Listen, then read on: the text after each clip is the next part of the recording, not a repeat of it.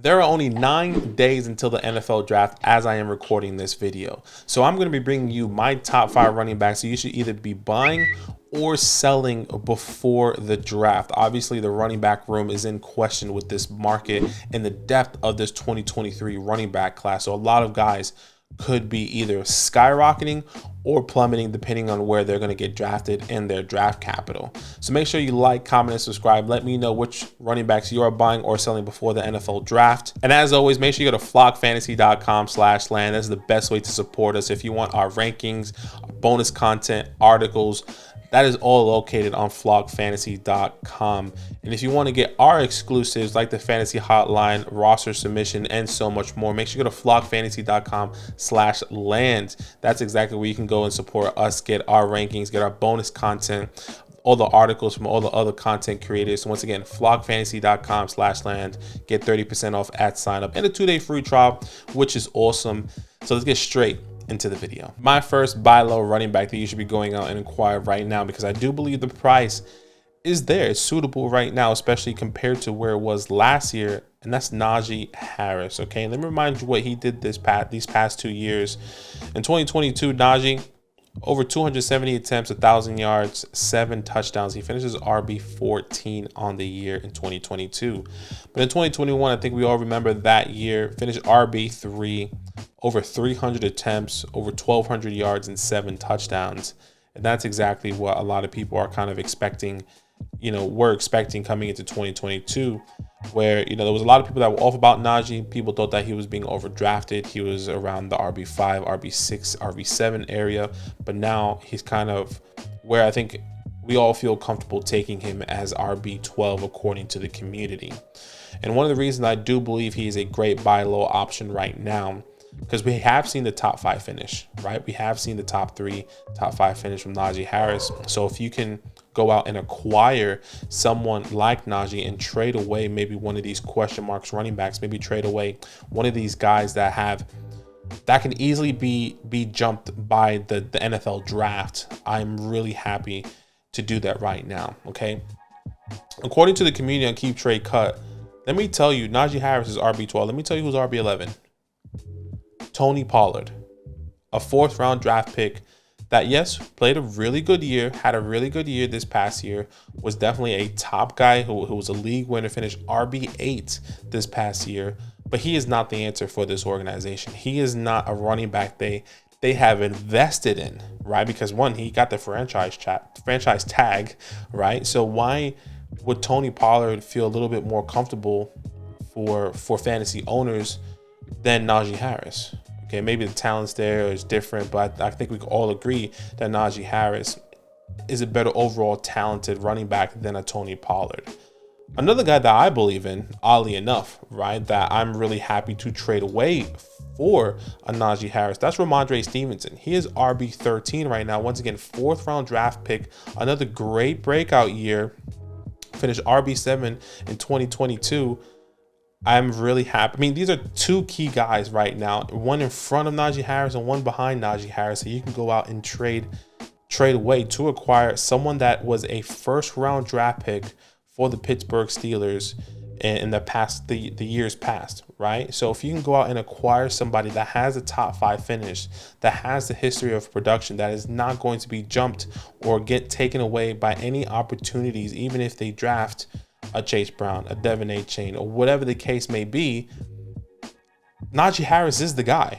Najee Harris will get, the 15 plus touches a game and maybe, 3 to 5 in the air, however, whatever the case may be. So don't take that, it's probably a bit of exaggeration when I say 5 touches in the air, but you get what I'm saying, right? So if I can get Najee Harris right now for, once again, even if I need to sweeten the pot, right? If I can throw in if I can throw in Tony Pollard and a 3rd or a late 2nd, I'm happy to do that for Najee Harris. If I can throw in Ramondre Stevenson a 2nd or a late 3rd, or a mid 2nd, or a late 2nd, I'm really happy to get a Najee Harris. And maybe that is overpaying, right? But we are seeing and we believe as a fan, I mean, it's here in DynastyLand that Ramondre Stevenson is in question with the Patriots maybe drafting another running back. Tony Pollard is in question with the Cowboys drafting another running back.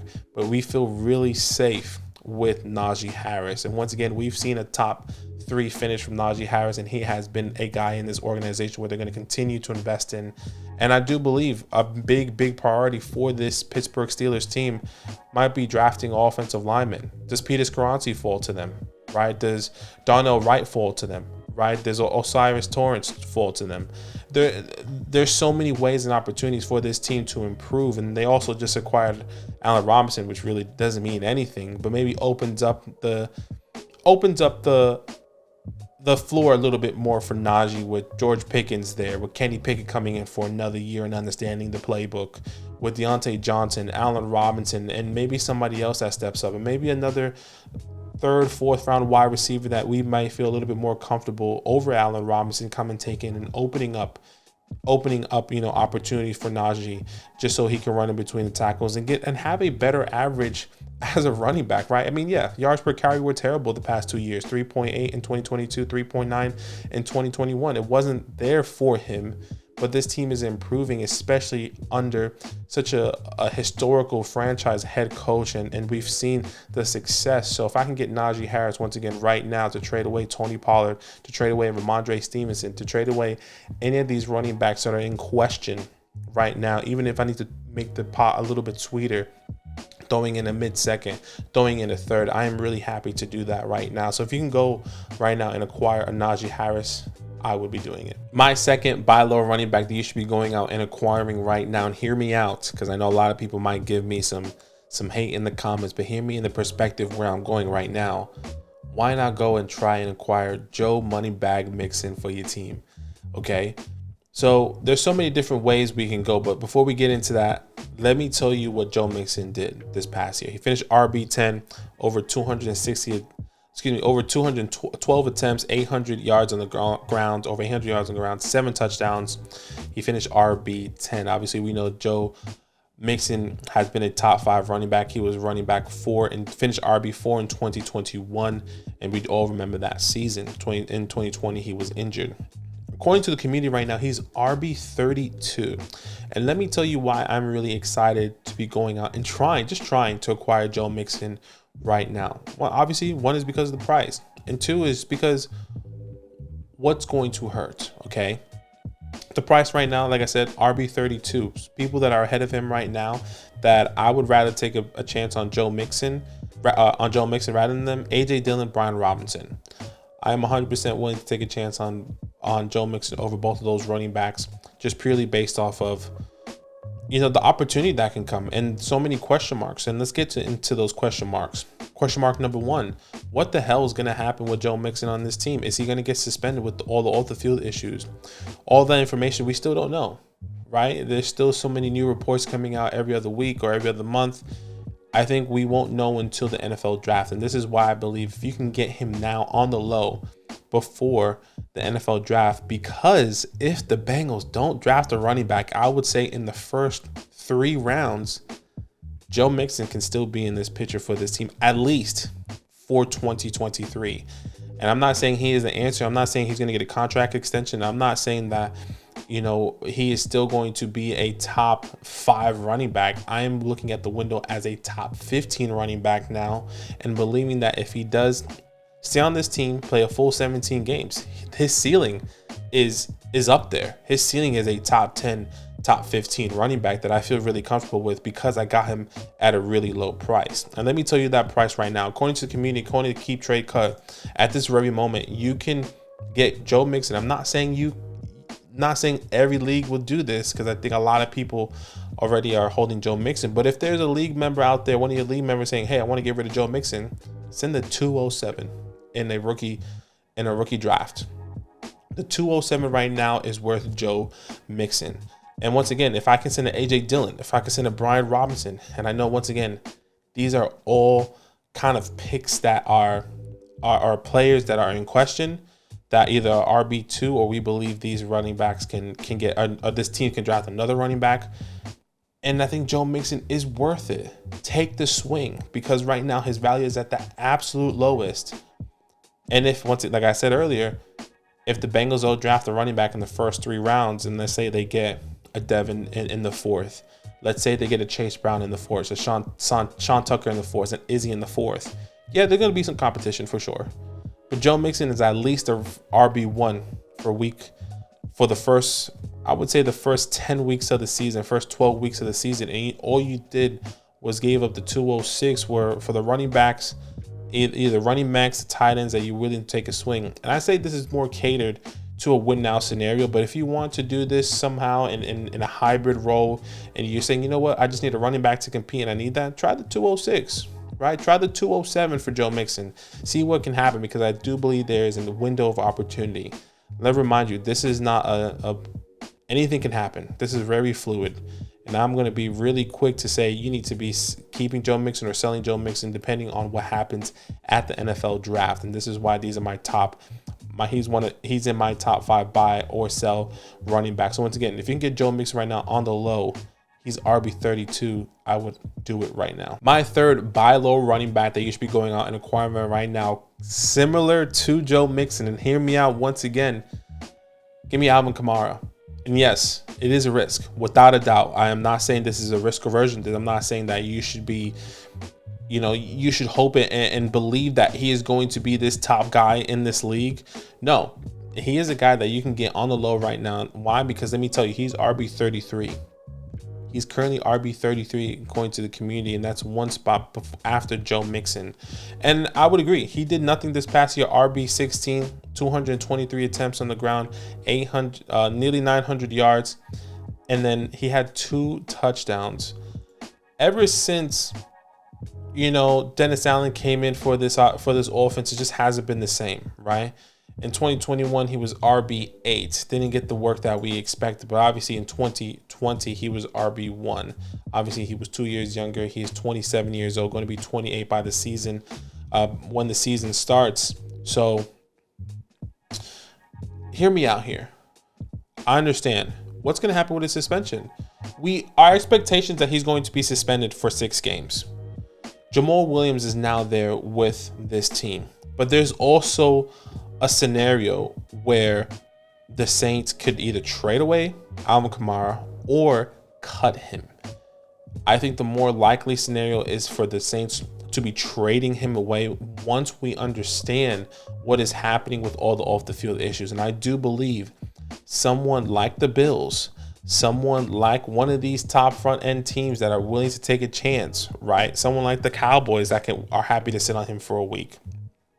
Someone like the Eagles. I know the Eagles were front runners of trying to acquire Alvin Kamara, during the offseason, and that didn't happen. What if it's Kansas City, right? What if it's KC goes and get Alvin Kamara and are happy to sit on his 6-game suspension, knowing how much he can bring to this team? This is why I'm willing to take this chance, because the upside on if he does get traded, or even if he stays, even if he stays on this team, Jamal Williams is not going to be the guy that's going to be taking tremendous opportunity away from Alvin Kamara. And hear me on that. He's not going to be taking away tremendous opportunities away from Alvin Kamara. And I know a lot of people do believe that Jamal Williams is going to be taking away that, because we've saw that in the past with DeAndre Swift. Alvin Kamara is completely different. Alvin Kamara is not an injury-prone running back. Alvin Kamara is a passing back and a first and second down back. I would say not like DeAndre Swift, but a more superior DeAndre Swift that does it better. And we've seen the history. DeAndre Swift couldn't do it with being on the field. That's why they acquired someone like a Jamal Williams and helped him in a rotation. Alvin Kamara has always been the guy. Alvin Kamara will always be the guy until we understand this suspension. And I think if he wasn't suspended, this suspension looming over his head, Alvin Kamara will be a top 20 running back in Dynasty without a doubt. And there wouldn't be any questions with it, because he still has a couple more years on his contract. And I do believe that we would feel a little bit more comfortable understanding him coming into this offense for another year. Not only that, he comes in, he has a better quarterback with Derek Carr, a guy that can spread the ball around, which helps Alvin Kamara coming into the 2023 season. So once again, I'm not saying you should be going out and acquiring him for everything, but Just like Joe Mixon, can you send the 206, the 207, or the 208 to acquire Alvin Kamara? A guy that if you can let him sit for the first 6 weeks, come back, and maybe have some sort of DeAndre Hopkins role in your team. Where last year, with DeAndre Hopkins missed the first 7 games of the season, he came back and dropped 15, what was it? I think it was 18 points week 1 for you, and you was like, D-Hop's back. That's the same thing with Alvin Kamara. He's going to come in, and he's going to have 2 touchdowns with maybe 10 targets in the air. Maybe not 10 targets, that's a bit exaggeration. 7 targets in the air and maybe 80 yards on the ground, right? So hear me out when I say this. This is more of a win now scenario. If you are in a window to do win now and you're willing to take the chance on Alvin Kamara and believe that he stays on the New Orleans Saints, or believes that he could be moved or traded to another team with an even higher upside, I am doing that every single day. So if you can, go and try and acquire Alvin Kamara if you can. My first sell high running back that you should be going out and trying to sell right now, that is Alexander Mattison. And let me tell you why. I'm going to keep this short and sweet. I know a lot of people have heard Zach and I's opinion, and I want to reiterate this just in case you guys are brand new to the channel, or maybe if you just wanted to have a conversation, right? Alexander Mattison, I do believe, is a great sell high opportunity right now because of the price. But before we get into the price, let me tell you what he's valued in the community right now. He is RB35 according to Keep Trade Cut right now. And I think there are a lot of people really believing that Mattison is going to be this guy for the Minnesota Vikings. And I can see a pathway. I just don't believe the pathway. And let me tell you my reasoning. Okay, the biggest reasoning for a lot of the people that believe in Alexander Mattison is not because of the talent. It's because of the situation that he's in, which is fair. Now, there are so many different scenarios where, situations really help the running back, help a player, someone like a Dameon Pierce, right? But Alexander Mattison just doesn't fit that, in my opinion. Dalvin Cook. Yes, he could get traded. There are rumors that he could get traded. He could get cut before the NFL draft. And hear me out, before the NFL draft. That's what the reports have said. And maybe it's wrong. Maybe it's a different report. But the ones that I read, Dalvin Cook could be cut or traded before the NFL draft. And why is that key? Because they want to invest in another running back in the NFL draft. And what's so important about this is that even before the whole Dalvin trade cut scenario, whatever the case may be, we have always said this running back class depth is exactly what can shape up the NFL teams, that can shape up this landscape of the running back room. And Alexander Mattison doesn't stray away from that. He's not this guy saying, okay, well, we cut Dalvin, we have Alexander Mattison, let's run with it. No, because there are so many other superior, more talented running backs, I would say, and this will be a he said, she said thing, that can take over Alexander Mattison's role. We can go from all the way to my RB10, Kendre Miller, Tajay Spears, Chase Brown, Roscoe. Any of those guys can come in and take Alexander Mattison's work opportunity away, but people still believe Alexander Mattison is a great buy low, is a great option right now. And once again, these are all opinions, but I just want you to hear my opinion. And I know, I'm not coming here with hard facts and hard points, because what we do know is that Alexander Mattison has been a good back, and when Dalvin has missed his 1 or 2 games of the season, and he has been maybe a top 15, top 20, I would say he has finished even as a top 5 running back in the season. But we've all seen, for example, this past year, week 18, he was RB4. Of course he's RB4 because he's playing against nobody. He's playing against the second strings. But when Dalvin misses a game, he gets the opportunity. Sometimes he does finish as a top 15 guy, but sometimes he doesn't live up to expectations. And I think we've seen that, and we all have been given that answer for a while. So why is Alexander Mattison a good sell high right now? Because of the value. The value right now is through the roof. I mean, I don't think there's going to be another window of opportunity where you can get rid of Alexander Mattison before you're going to have to cut him after the NFL draft. Alexander Mattison right now is worth the 207 to 208. I'm willing to take a chance on any of those tight ends, any of those wide receivers, any of those running backs at that point.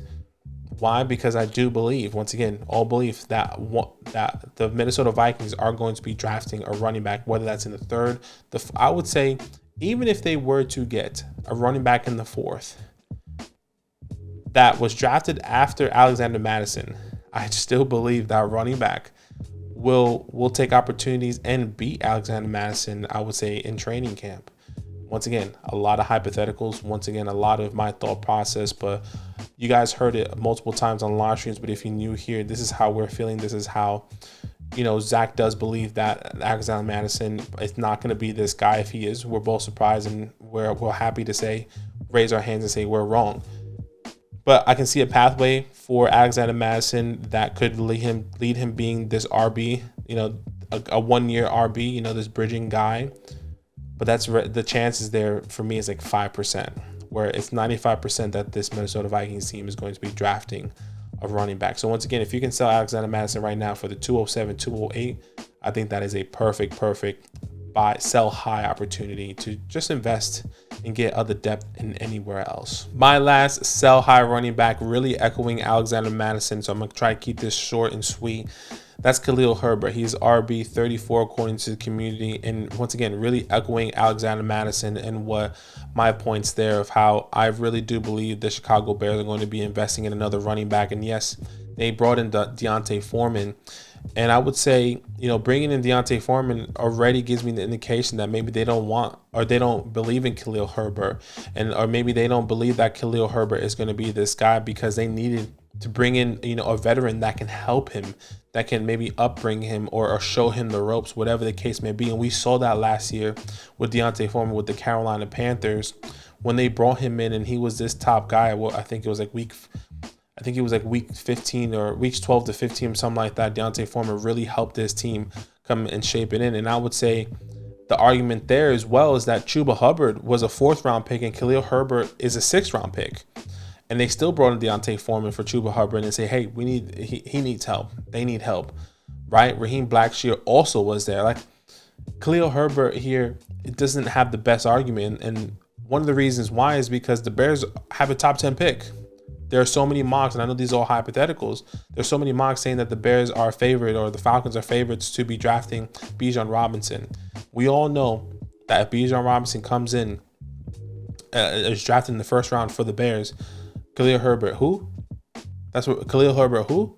That's exactly what we're going to be saying, right? But even if they don't draft Bijan in the 1st, if they get a Gibbs, if they get a Roscoe, Zach Charbonnet has also been mocked to the Bears. There's so many running backs that can come in easily here in the first 4 rounds. 4 rounds, I'm stretching it to, that can easily take over Khalil Herbert's workload. Tajay Spears, Roscoe Johnson, Kendre Miller. So many running backs that can come in and say, you know what?